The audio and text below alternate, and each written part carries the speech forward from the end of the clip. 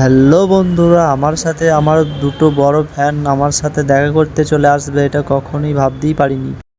ঘটনাটা কি হয়েছে তোমাদেরকে শেষ থেকে শুরু পর্যন্ত বলি, তাহলেই তোমরা বুঝতে পারবে। দিনটা ছিল রবিবার, তাই 1টা পর্যন্ত ডিউটি করার পরে 1 ঘন্টা মতো ঘুমানোর পর বাইরে দিয়ে ঘুরু ঘুরু করার জন্য রেডি হচ্ছিলাম।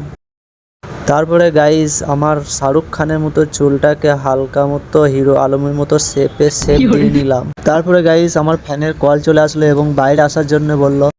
আর বাইরে আসতে না আসতে আমার এদের সাথে দেখা হয়ে গেল। তারপরে গাইস বেশি দেরি না করে চায়ের দোকানে এসে 3 কাপ গরম গরম খাসির দুধের চা অর্ডার করে দিলাম। আর চাটা ছিল সেই স্বাদ, হেব্বি লাগছিল। চা খেতে খেতে একজন বলল যে চলো একটু ওইদিকে পানে যাই। তারপরে কিছুক্ষণ যেতে যেতে এরকম একটা মেন্টাল হাসপাতালের কাছে নিয়ে চলে আসবে, এটা কখনোই ভাবিনি। হ্যাঁ বন্ধুরা, এটা কোনো মেন্টাল হাসপাতাল না, আসলে এরা দুজন ডাক্তার দেখাতে এসেছিলো, আমার সাথে দেখা করতে আসেনি।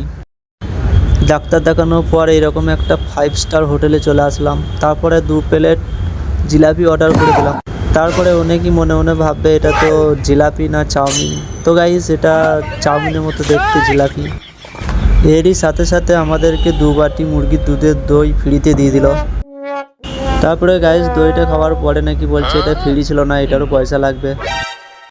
তারপরে গাইস খাওয়া দাওয়া কমপ্লিট করার পরে আমার প্রাইভেট হেলিকপ্টারে করে ওদেরকে রুমে যাওয়ার ব্যবস্থা করে দিলাম।